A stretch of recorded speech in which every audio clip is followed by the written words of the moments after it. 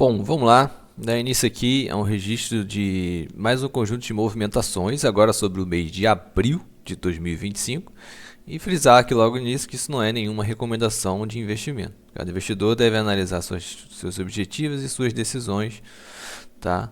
Ao longo da sua jornada, né?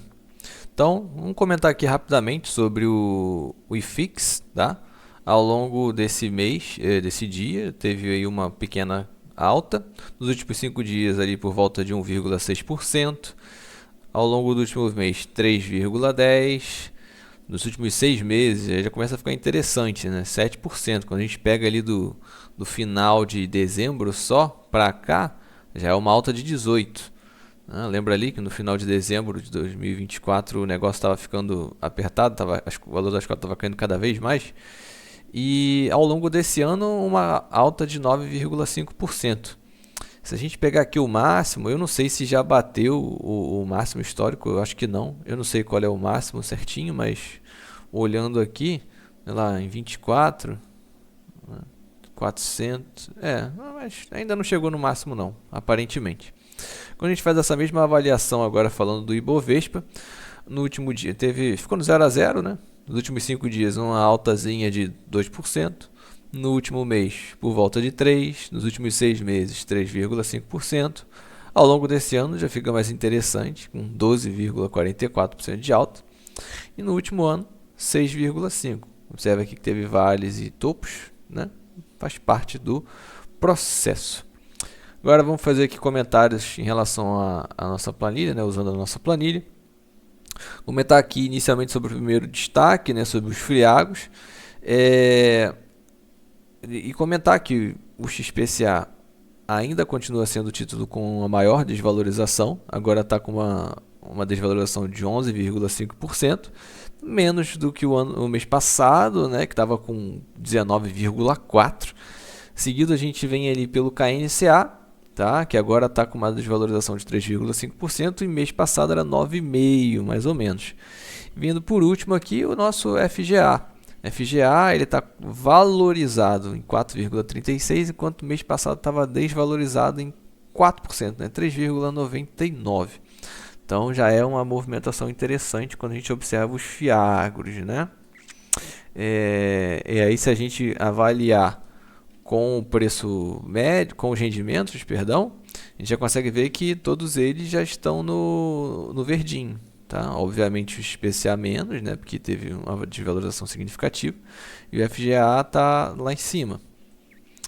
Agora voltando e olhando aqui o segundo conjunto, olhando os de papel, né, que eu tenho até que tirar o CPTS daqui, né, que o CPTS passou a ser hedge fund, então, mas ainda não fiz, então vamos considerar como se ele fosse de papel ainda. Hoje a gente tem aqui 5 tickets no positivo, tá? Sendo o IFRO, o Juro, o CADIF, o HGCR e aqui em cima o KNCR, tá? Mês passado a gente tinha fechado com 4 no positivo, não lembro quais, mas são 4 no positivo. E o grande destaque aqui é para o HGCR, né, que está com uma valorização de 8% no valor da cota patrimonial. Quando a gente avalia o preço médio, todos os nossos títulos agora estão com valorização. Todos eles, quando consideramos os rendimentos, tá? Vamos agora para o terceiro conjunto, que seria o dos FIIs de tijolo. Hoje a gente tem aqui 6 tickets no positivo. 1, 2, 3, 4, 5, 6. Mês passado eram 3. E o grande destaque aqui está para o RBVA. Está ali com uma valorização de 10% aproximadamente. Vou comentar também sobre o desdobramento anunciado para o ALZR. Tá? Então o nosso ALZR aqui vai passar a ser negociado na base 10. Tá? E muito provavelmente o RBVA vai seguir o mesmo caminho. Ainda não foi definido, né, mas foi anunciado a intenção. Isso é bom para a nossa planilha, né, na parte de aportar em, porque ela fica mais sensível quando a gente tem um valor de cota menor, né, quando ela nos permite aportar a partir de valores inferiores. Para mim, o ideal seria a partir de R$1. Eu não sei porquê, mas quando a gente passa a avaliar os ETFs internacionais, eles nos permitem avaliar a partir de investir, né, a partir de $1. Aqui seria interessante se fosse tudo R$1. Lá fora eu não sei se ações também pode fazer isso, né? Comprar frações de ações. Ou se esse comportamento é somente para ETFs. Agora para o próximo bloquinho. Ah, não, esqueci aqui de comentar sobre como é que eu vou dizer? Sobre quando a gente avalia a cota considerando os rendimentos. Quando a gente avalia com os rendimentos, a gente tem dois títulos que ficam ainda no negativo, sendo o FATN e o PVBI. Eu estou com vontade de comprar mais uma cota de FATN, né, para baixar mais esse preço médio aqui. Esse preço médio aqui e diminuir essa diferença. Mas ainda não está na recomendação, mas eu acho que seria interessante. Porque o FATN ele já está aqui para recomendar ou ainda não? Cadê? Aqui o FATN. O de baixo. FATN não, ainda estamos com posição acima do recomendado. Então, vamos ver. Agora comentando sobre os FOFs, né? Tivemos uma piora no BCIA, tá? O BCIA ele estava com um desconto. Desculpe, não, piora não, né? Uma melhora. Antes estava com desconto de 16,4%, agora está com uma perda de 11%, tá? Então deu uma melhorada. Seguido ali pelo CAFOF, tá? CAFOF antes estava com um desconto de 2,2% e agora está com uma valorização de 6%. E indo para o RBFF, ele antes estava com uma valoração de 1,3%, agora está com 0,3% de desconto. Né? E mais uma vez avaliando com o preço médio. Preço médio, BCI ainda continua com desconto e os outros dois com valorização. Lembrando que o BCI foi o primeiro FOF a entrar na carteira, né? O primeiro deles e é o que tem... hoje já não é mais o que tem a maior fatia. É o CAFOF. Mas tudo bem. Agora comentando sobre as ações. Esse mês a gente não teve nenhuma nova aquisição de ação assim, de início de posição, né? Só queria comentar que M. Dias Branco está com uma valorização acima de 20%, já até entra aqui como recomendação de venda, né, que geralmente eu não faço, mas está aqui com uma valorização de 26,81%.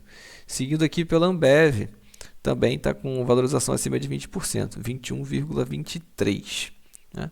As posições mais problemáticas continuam sendo problemáticas, tá? Mas eu estou seguindo ali fielmente a recomendação dos aportes. A Áurea a gente já começou a fazer aporte, na Taurus ainda não, na Uzi Minas também não. A Gerdau, se eu não me engano, está com recomendação para agora, no próximo. Olha lá, tá vendo? Tá aqui, ó. Tá aqui. Sobre os ETFs internacionais. Esse mês, ao longo do mês passado, teve uma variação impressionante aqui de positivo para negativo, só que infelizmente as regras da Avenue, que é a corretora que eu uso lá fora, mudaram. Antes eu tinha a possibilidade de de ter corretagens zero custo até 3 corretagens com custo zero, né? Porém agora eles mudaram as regras e eu tenho direito somente a uma corretagem com custo zero se eu ativar o aluguel de ativos. E essa corretagem só fica disponível a partir do mês seguinte. Então eu ativei essa funcionalidade no mês 4, então creio eu que se eu entrar lá hoje já vai estar disponível a corretagem free. Ainda não avaliei, mas creio eu.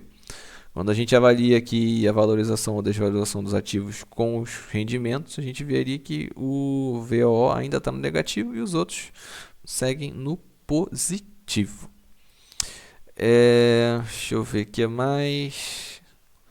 Estou lendo aqui. Não houve nenhuma aquisição de dólar esse mês, porque a gente teve que fazer aqui algumas movimentações, adquirimos um computador novo e algumas ferramentas que fez uma saída de capital mais considerável. Então, não foi empenhado nenhum capital para aquisição de novos dólares ao longo desse mês, apesar de estar num momento interessante. Tá? Agora, comentando sobre os títulos do Tesouro, a gente teve aqui... Continuamos aportando no prefixado de 28, né? Ela está sempre ali presente porque era a posição que estava mais atrás. Tivemos recomendações de aporte também nos títulos de 2040 e 2050, né? IPCA mais 2040 e 2050.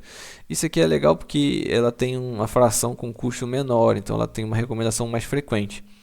E realizamos aportes em 2 frações de Tesouro Selic 2031. tá? Já começou a recomendar novamente o Tesouro Selic, o que é muito bom, né? Eu acho, sempre falo isso, né? Que é interessante ver o funcionamento da planilha. Eu gosto, né? Ver que está funcionando. Sobre os PGBLs e caixinhas, seguimos ali normalmente, dentro do que está para fazer, e a caixinha de oportunidade também, sem nenhuma dificuldade. Agora seguir aqui para o Status Invest, né? Eu vou até duplicar aqui a página, mostrar aqui do início. Isso aqui já é a movimentação, já, a página desse mês, né, no caso. A gente está ali com patrimônio dentro do Status Invest de 31 mil, apesar que o nosso patrimônio empenhado, de acordo com o controle aqui, cadê? É de 36.578,57. Mas lembrando que no Status Invest eu não tenho as caixinhas, eu não tenho um bocado de coisa, né? No mês anterior foi registrado aqui um rendimento recebido de R$ 126,62, só que na minha planilha foi mais, tá? Por quê? Por conta do Itaú. O Itaú ele me pagou, não necessariamente rendimentos, mas me pagou fração de ação, porque eu não tenho uma quantidade mínima de ações para ganhar uma ação nova, então eu recebo o valor daquela ação, por isso que ficou maior, tá? Aí no meu controle está dando ali mais ou menos 134, lembrando que isso aqui considera também os rendimentos dos títulos de renda fixa, então quando a gente avalia somente renda variável, a gente vai ficar com 133,17. Já é um valorzinho interessante, tá? Vamos lá. Deixa eu ver o que mais. Tá aqui. Aí, passando aqui para as movimentações do mês. No caso aqui está destacado o mês de abril, né? Ele diz aqui que a gente recebeu essa quantidade de proventos, empenhamos esse tanto de capital, sem nenhuma venda e sem nenhuma posição iniciada. Quando a gente vem aqui no detalhamento por ativo, a gente consegue ver a variação em cada um deles. Então, a gente teve aqui a aquisição de algumas ações ao longo desse mês. Vamos ver aqui, por exemplo, o SAPR, a gente comprou, eram 4 momentos de compra, compramos 18 tickets, tá? A gente, é porque eu não consigo ver, mas o preço médio aumentou um pouquinho, né? Saiu de 5,41 para 5,43. Quando a gente vê aqui CSMG3, a gente teve recebimento de dividendos de JCP nesse mês e compramos em 4 oportunidades. A gente conseguiu aqui reduzir o nosso preço médio, saiu de 21,34 para 21,04. A gente comprou 4 com 6, 12 frações esse mês. Auren, a gente também voltou a aportar em Auren, compramos em 3 momentos, compramos 3 frações e diminuímos o nosso preço médio em todas as aquisições. E a Auren caiu muito, né? Desde que a posição foi iniciada, lá atrás eu ainda não seguia a recomendação da planilha. Então faz parte. Klabin, também fizemos compras em 4 momentos. Aqui não está em 5 porque ainda não atualizou as compras do dia de anteontem, né? Porque esse mês de abril tiveram 5 momentos de aporte, né? Teve ali também a recomendação do dia 30, compra do dia 30, aí não entra aqui ainda, porque não deu tempo de sincronizar. Mas de qualquer forma, quando a gente vai para a Ambev, a gente teve 3 momentos de compra com recebimento de dividendos esse mês também. Isso a gente aumentou aqui o nosso preço médio. Ambev, lembra que eu comentei que teve já está com uma valorização acima de 20%, então a gente teve um incremento no nosso preço médio. Avaliando Caixa Seguridade, 4 compras, 4 frações, com a variação do preço médio positiva, né? Subiu aqui um pouquinho. Banco ABC, a gente teve 3 momentos de compra, compramos 3 frações, com a variação do nosso preço médio para baixo. Então, vamos reduzindo o nosso preço médio em Banco ABC. Taesa igual CEMIG, aí aqui Goal, 2 momentos de compra com 2 frações e redução do nosso preço médio. BB Seguridade, 2 momentos de compra com 2 frações e acréscimo no nosso preço médio. Banco do Brasil, 1 momento de compra com 1 fração. Eu acho que o preço médio... tem a setinha aqui, porque é difícil de ver agora. O preço médio subiu. O X igual Itaú, 1 momento de compra, tá? E o nosso preço médio... caiu um pouquinho. E a gente também recebeu JCP nesse período. Camil. Camil a gente teve 4 momentos de compra, compramos 11 frações e o nosso preço médio subiu um pouquinho. Então, quanto a ações, foram essas as movimentações, foi ver que teve uma movimentação mais intensa. Quando a gente avalia fundo imobiliário, seguimos aqui somente com um aporte no Vigir, porque ele é o que está mais para trás e que tem um preço médio, o preço da cota base 10, então facilita. A gente teve aqui 2 momentos de compra e um recebimento de dividendo, né? Estava com um yield on cost de 1,2. O nosso preço... é que ele não diz, né? Se o preço médio subiu ou não. Mas de qualquer forma, eu comprei a 9,30 e depois a 9,17. E aqui ele diz que o nosso preço médio reduziu. Sem nenhuma movimentação para os outros títulos. Nada. Quanto ao Tesouro, como eu havia falado, a gente continua aportando neles. Tesouro IPCA, fizemos 4 compras. O preço médio subiu, mas ele sempre vai subir, né? O que importa aqui é a taxa em si, de verdade. 29 não é mais ofertado, prefixado 28 a gente teve aqui 4 compras, compramos essa quantidade de frações. Selic 31, tiveram 2 aquisições, mas a segunda foi no dia de ontem, tá? Então ele ainda não está aqui.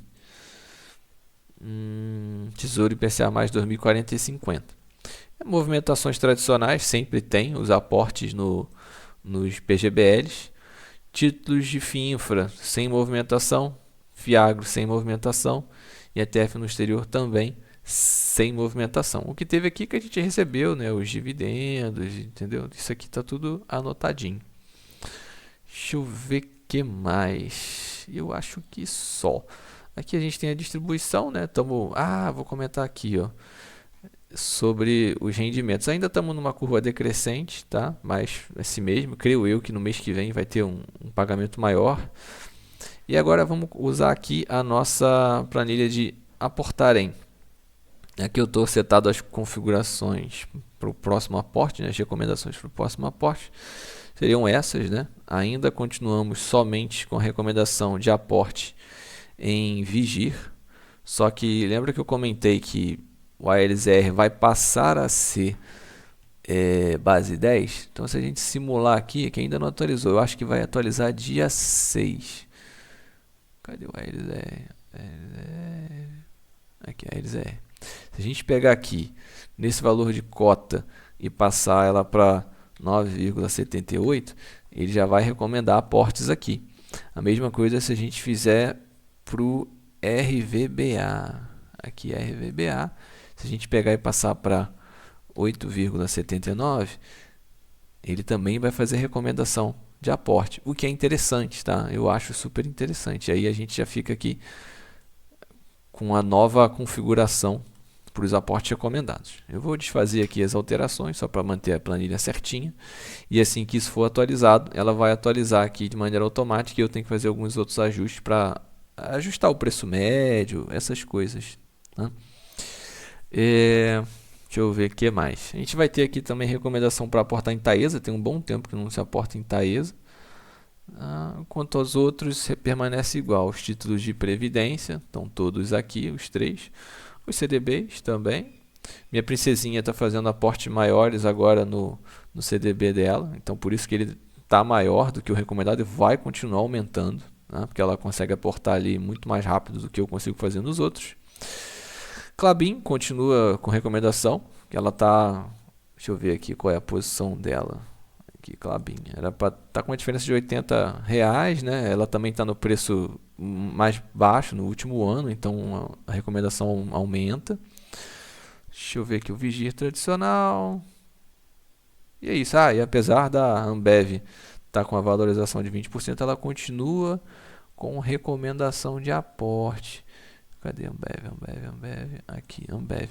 Isso porque ela está ali com R$60 abaixo do que deveria ser na nossa previsão. Quanto aos ETFs internacionais, a gente continua ali acima da posição. Já esteve abaixo, quer dizer, já esteve mais próximo do 0 a 0. Nunca esteve abaixo, apesar dessa desvalorização toda. E quando a gente passa aqui pelos gráficos, a gente tem esse cenário, né? Na tipologia. Quando a gente vai para o Tesouro, a gente consegue ver, mais uma vez, que o prefixado está ganhando posição, e o Selic esse já aumentou também, né? Como eu falei, foram adquiridas duas frações, então são R$ 320 mais ou menos. Por CDB de renda fixa, está tudo aqui, né? Os ETFs internacionais, a gente vê que o VO já diminuiu bastante, estava com 71, e o do euro está com uma valorização muito impressionante. Os PGBL sempre direitinho. As ações estão ficando mais equilibradas, mais dentro do objetivo. A gente vê aqui que Sanepar já está acima do alvo, tá? Mas ela ainda está como recomendação, SAPR4, ela ainda está como recomendação. Cadê SAPR4? Mas cadê? SAPR4, mas por quê? Porque no todo dela ela ainda está abaixo, R$ 54. Só que quando a gente compara com os outros, tem coisas dos outros que ainda estão fora de posição. Por isso que ela ainda, apesar de estar aqui 13,4, no todo da carteira ela ainda está abaixo do que deveria ser. Então ela está chegando para a posição à medida que os outros também vão chegando na posição. Tá? Então está tomando forma. Mesma coisa para os FIIs. Ainda estamos ali com excesso de posição em XPLG e alguns outros títulos, os FIAGROS também, né? Porque de início eu adquiri muitos deles e eles tiveram uma desvalorização muito grande. Eu fui adquirindo, depois valorizaram muito. E aqui a carteira como um todo, né? Tudo aqui bonitinho. Vou passar aqui também só para fazer o registro das taxas que são praticadas hoje nos títulos do Tesouro. Vou só fazer aqui uma rolagem. A gente consegue ver que o prefixado já está ali em 13,5. Ele estava batendo quase 15, já está em 13,5, está muito mais comportado. Os títulos IPCA continuam todos com taxa acima de 7. Né? O Renda Mais eu vou deixar aqui registrado, mas a gente não trabalha com ele, e nem o Educa Mais. Porém, vou deixar aqui o registro. Passar aqui também para comentar sobre o Invest Explica. Continuo fazendo as movimentações lá. Daqui a pouco vai ter mais um postzinho desse aqui. Tem vídeo novo no canal. O vídeo 10, né? E temos tudo lá. E comentar sobre a movimentação que vai ser feita esse mês, né? Um parzinho de alianças para mim, para Dona Marocas, com moeda velha ou moeda antiga. São oriundas de moedas de 1 ou 2 cruzeiros, do intervalo entre 45 e 50. Mais para frente eu comento sobre isso. Vai ser adquirida desse rapazinho aqui, Ourivesaria Medeiros, nesse modelo de... Cadê? Deixa eu ver se eu consigo mostrar. Que é batidinho assim, aparentemente, né? Por enquanto, chega lá, vamos ver se muda alguma coisa. Mas por enquanto é isso aqui. Então é isso, por agora, sem maiores destaques. Mês que vem a gente volta aqui. E comentar, né? A gente já está no positivo, R$ 233. A rentabilidade ainda continua ali menos 0,08, né? Então, mas tudo certo. Então, até a próxima. Um abraço.